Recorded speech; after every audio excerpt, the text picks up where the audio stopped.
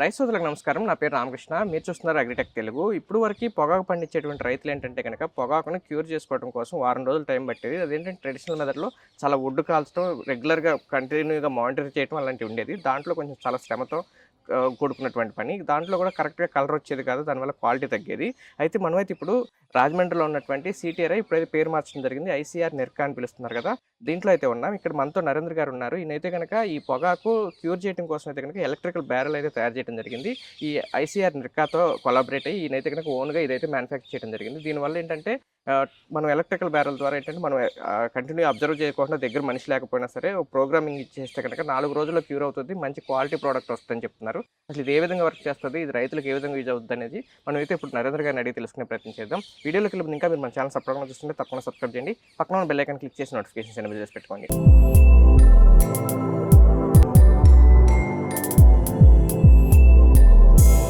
ఇప్పుడు మనతో నరేంద్ర గారు ఉన్నారు. నరేంద్ర గారితో మాట్లాడి ఈ పొగాకు క్యూర్ చేసేటువంటి ఎలక్ట్రికల్ బ్యారెల్ ఏ విధంగా వర్క్ చేస్తా అనే విషయాలు తెలుసుకుందాం. సార్ నమస్తే సార్. నమస్తే అండి. సార్ నరేంద్ర గారు, అసలు మామూలుగా ఇంతకు ముందు ఈ పొగాకు బ్యారెన్స్ బయట మామూలుగా ఎక్కడ పడితే అక్కడ చిన్న చిన్న గదుల్లాగా కట్టి ఉండేవి. దానికి దీనికి డిఫరెన్స్ ఏంటి? అసలు ఎందుకు తీసుకురావాల్సి వచ్చింది మొదటి చెప్పండి. సో జనరల్గా కన్వెన్షనల్ బ్యాన్ ఏదైతే ఉందో సో దాంట్లో చాలా ప్రాబ్లమ్స్ ఉన్నాయి. సో నేను ఫార్మర్ అనమాట. సో మా నాన్నగారు మొత్తం లాస్ట్ 20 years నుంచి టొబాకో ఫార్మింగ్ చేస్తున్నారు. అక్కడ ఏవైతే ఫేస్ చేసామో ఇష్యూస్ అవన్నీ రిజాల్వ్ చేయడానికి ఈ ఎలక్ట్రిక్ బ్యాన్ అనేది ఇంట్రొడ్యూస్ చేయడం జరిగింది. సో దాంట్లో ప్రాబ్లమ్స్ ఏంటంటే ఫస్ట్ ఆఫ్ ఆల్ వుడ్ అనేది ఒక్క క్యూరింగ్కి లైక్ ఒక 7 days సర్కిల్కి ఒక 3 tons వరకు వుడ్ కావాలి. అండ్ దాని లోపల ఒక ఫ్లూ పైప్స్ ఉంటాయి అనమాట. ఆ హీట్ అనేది మనకి ప్రొడ్యూస్ చేయడానికి ఫ్లూ పైప్స్ ఉంటాయి. సో అది ఒక మెయిన్ రీజన్, అదొకటి ఉంటుంది. అండ్ దాన్ని రెగ్యులర్గా వుడ్ అనేది ఫీడ్ చేస్తూ ఉండాలన్నమాట. సో దానికి ఒక క్యూరర్ కావాలి, లైక్ డ్రైవర్ అని పిలుస్తారు, క్యూరర్ అని పిలుస్తారు. సో 24/7 అనేది ఈ ప్రాసెస్ నైట్ టైము ఇలా చేయడం వల్ల ఏంటంటే ఫార్మర్స్ కి ఏంటంటే మెయిన్ గా ఇందులో హై గ్రేడ్ అని ఉంటుంది, నెంబర్ అని ఉంటుంది, సెకండ్ వచ్చేసి లో గ్రేడ్ ఉంటుంది. సో ఈ వుడ్ ఎప్పుడైతే మనం కరెక్ట్ గా ఫీడ్ చేయాలనుకుంటే టెంపరేచర్స్ అన్ని డౌన్ అవుతున్నాయి. సో ఆ టెంపరేచర్ డౌన్ అయినప్పుడు లో గ్రేడ్ వస్తుంది. హై గ్రేడ్ వచ్చేసి మనకి ఇప్పుడు యావరేజ్ గా 350 రూపీస్ ఉంటుంది, లో గ్రేడ్ వచ్చేసి 100 రూపీస్ ఇలా ఉంటుంది. సో అక్కడ ఫార్మర్స్ అనే వాళ్ళు చాలా లాస్ అవుతుంటారు. సో ఇలాంటి ఇష్యూస్ అన్ని ఫైండ్ అవుట్ చేసి ఇది ఇంట్రొడ్యూస్ చేయడం జరిగింది.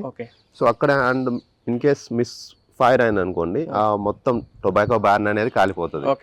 సో అక్కడ చాలా లాస్ అవుతున్నారు. అక్కడ చాలా వుడ్ వేసి ఫైర్ చేస్తుంటారు, పైగా ఇది డ్రై అయిన తర్వాత ఆకు కాబట్టి కాలిపోయే అవకాశం కాలిపోతుంది సార్. అలాంటివి చాలా జరుగుతుంటాయి. ఒక ఇయర్ కి అరౌండ్ 30-40 బ్యానెస్ కాలిపోతూ ఉంటాయి. సో అక్కడ చాలా లాస్ అవుతుంటారు. సో ఇవన్నీ ప్రాబ్లమ్స్ ఉంటాయి అక్కడ. అండ్ డిఫారెస్టేషన్, వుడ్ ఎప్పుడైతే కావాలో అప్పుడు డిఫారెస్టేషన్ చేయాల్సి వస్తుంది. సో అది మెయిన్ ఇష్యూ. అండ్ అక్కడ నుంచి మనకు కార్బన్ అనేది రిలీజ్ అవుతుంటది.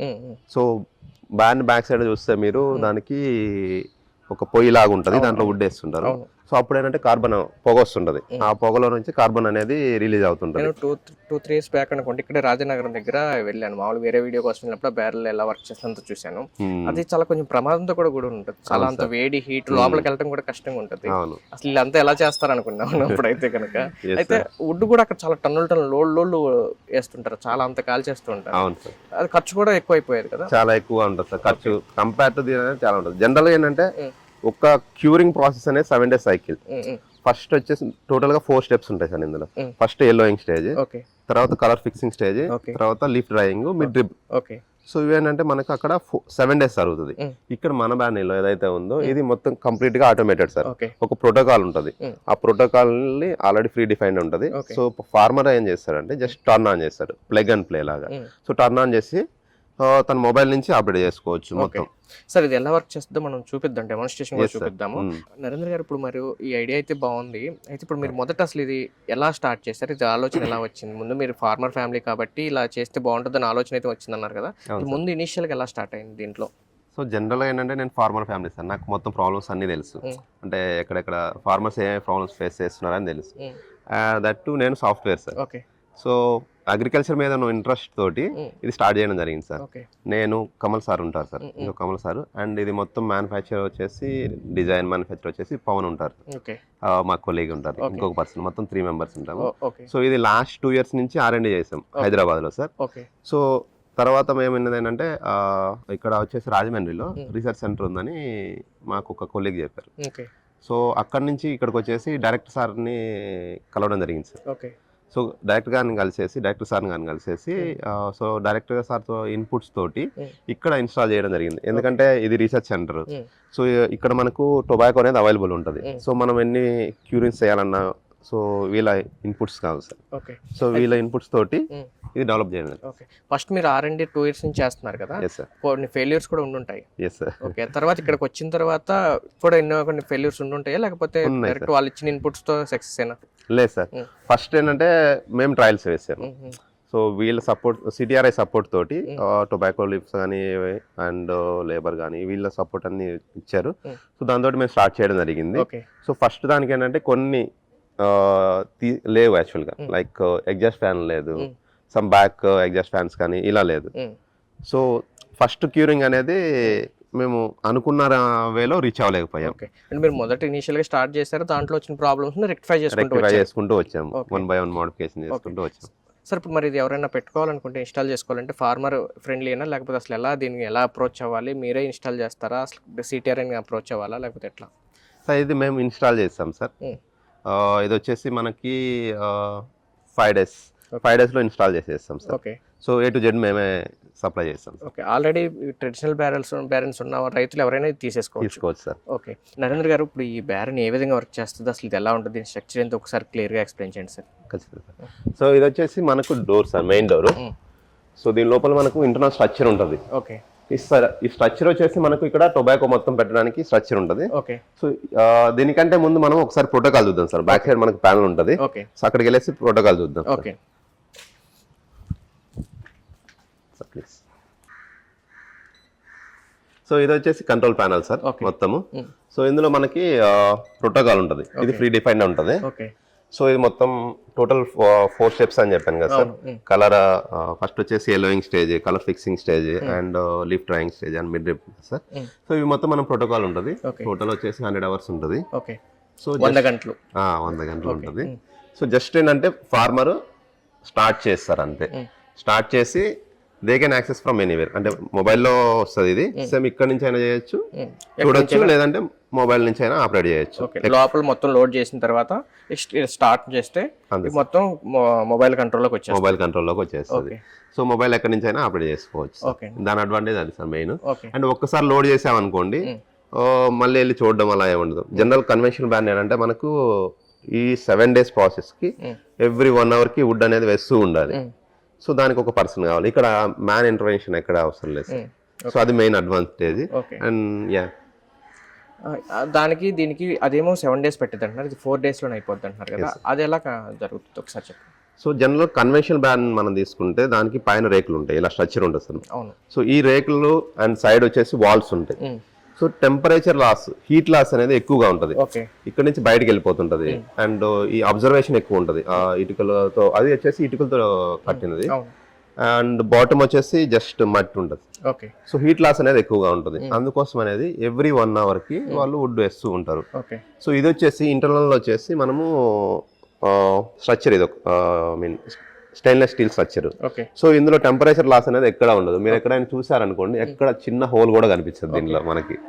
సో దీంట్లో మనకి టెంపరేచర్ అనేది హోల్డ్ ఎక్కువ రోజులు ఉంటుంది, ఎక్కువ టైం ఉంటుంది. జనరల్ చెప్పాలంటే ఇన్కేస్ పవర్ ఇంటరప్షన్ వచ్చినా గానీ ఇది ½ day వరకు సస్టైన్ అవుతుంది. కరెంట్ పోయినా గానీ ½ day వరకు ఇందులో ఏమి డ్యామేజ్ అవుతుంది, టెంపరేచర్ ఏమో. ఇంకా ఎక్కువ అయితే ½ day కన్నా ఎక్కువ పవర్ పోతే ఇంకొంచెం జనరల్ 4 days కంప్లీట్ అయితే ఇంకో ½ day ఎక్స్ట్రా అవుతుంది అంతే. డ్యామేజ్ అవడం. దాంతో కంపేర్ చేస్తే దాంట్లో ఒక 60% వరకు మంచి గ్రేడ్ వస్తుంది. ఇందులో వచ్చేసి 95% మంచి గ్రేడ్ వచ్చింది. మేము ట్రై చేసిన 10 క్యూనింగ్స్ ట్రై చేసాము, ఇక్కడ ఒక 4 ట్రై చేసాము. అండ్ అక్కడ హున్సూర్, మైసూర్ దగ్గర ఉన్న హున్సూర్లో వచ్చేసి సిటిఆర్ఐ రీసెర్చ్ సెంటర్ లో ఒక ట్రై చేసాము. అంటే ఇప్పుడు మామూలుగా అందులో క్వాలిటీ మంచి ప్రైస్ వచ్చేది 65% రైతుకి వస్తుంది. దీంట్లో చేస్తే 95% రైతుకి క్వాలిటీ వస్తుంది. ఓకే, ఇప్పుడు బడ్జెట్ పరంగా చూసుకుంటే దాన్ని కన్స్ట్రక్ట్ చేయడానికి ఎంత ప్రైస్ అవ్వచ్చు, దీనికి ఎంత అవ్వచ్చు అప్రాక్సిమేట్లీ చెప్పండి. సో జనరల్ దాంట్లో ఏంటంటే మనకు ఒక క్యూరింగ్ వచ్చేసి 3 ton వుడ్ కావాలి. ఈచ్ వచ్చేసి ఒక 6000 ఉంటుంది. అండ్ ఒక క్యూరర్ కావాలి, డే టైం ఒకరు కావాలి, నైట్ టైం ఒకరు కావాలి. సో యావరేజ్ ప్రైస్ వచ్చేసి ఒక 1000 తీసుకున్నా ఇద్దరికి, 500 రూపీస్. 500 అంత వేడిలో ఎవరు చేయలేండి, జనరల్ గా చెప్తున్నా అండి. సో 1000 తీసుకున్నాను అనుకోండి, ఈ వుడ్ వచ్చేసి 18,000. అండ్ ఇక్కడ వచ్చేసి క్యూరర్ కి 2 అంటే 7 days 14,000 కాకపోయినా తక్కువకి వస్తారులేండి. సరే 10,000. సో టోటల్గా 20,000 28,000 వరకు అవుతుంది. ఇక్కడ మనకి ఏంటంటే ఒక క్యూరింగ్కి 500 యూనిట్స్ అవుతుంది. అంటే పర్ కేజీ అక్కడ ఏమవుతుందంటే 44 రూపీస్ అవుతుంది అని యావరేజ్. ఇక్కడ ఏంటంటే 14 రూపీస్ అవుతుంది ఇండస్ట్రియల్ పవర్ తీసుకుంటే. సో అది మెయిన్. ఇక్కడ వాళ్ళకి ఏంటంటే ROI అనేది ఉంటుంది కదా సార్. సో ఇక్కడ చాలా మిగులుతుంది.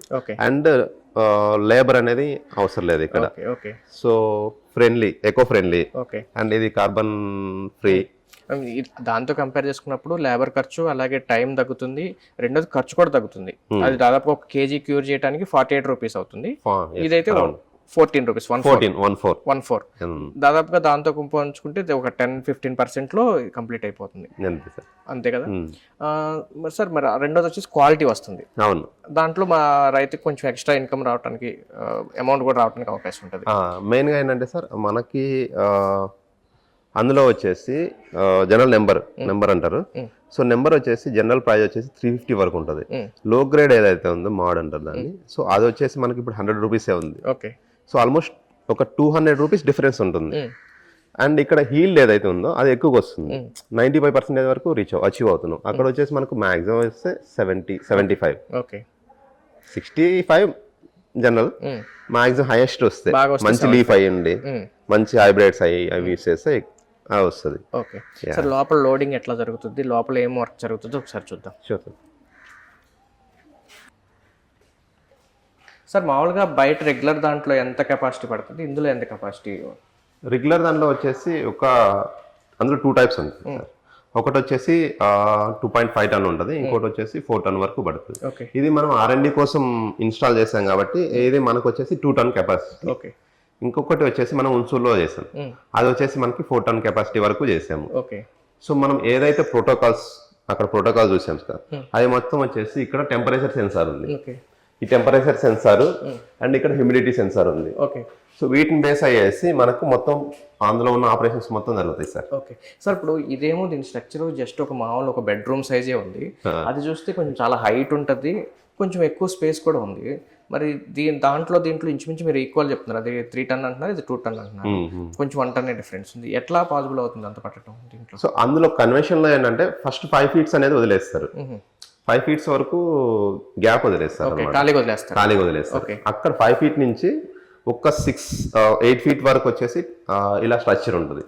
దెన్ అది ఇలా ఈ షేప్ ఉంది, వి షేప్. సో ఇక్కడ వచ్చేసి ఇక్కడ ఓన్లీ ఒక 1 or 2 టైర్స్ ఉంటాయి, టైర్స్ అంటారు వాటిని. సో టైర్స్ ఉంటాయి. సో ఈ ఓన్లీ మేమేంటంటే అందులో ఆక్యుపైడ్ వరకు తీసుకొని ఎంత ఆక్యుపై చేస్తున్నారు అనేది డైమెన్షన్స్ తీసుకొని దాన్ని బేస్ చేసుకొని స్ట్రక్చర్ చేసాం. ఓకే అండి, మీరు కింద నుంచి తీసుకుంటున్నారు కదా, కింద నుంచి పై వరకు ఒకే క్వాలిటీ వస్తుంది. మరి అడుగు నేలకు దగ్గరగా ఉన్నది ఏమైనా క్వాలిటీ తగ్గట్టు అట్లా ఏమైనా ఉంటుందా?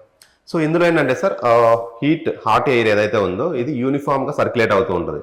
మనకి ఇక్కడ ఇందులో వచ్చేసి ఫ్యాన్స్ ఉంటాయి సార్, వీటిని బ్లోవర్స్ అంటారు.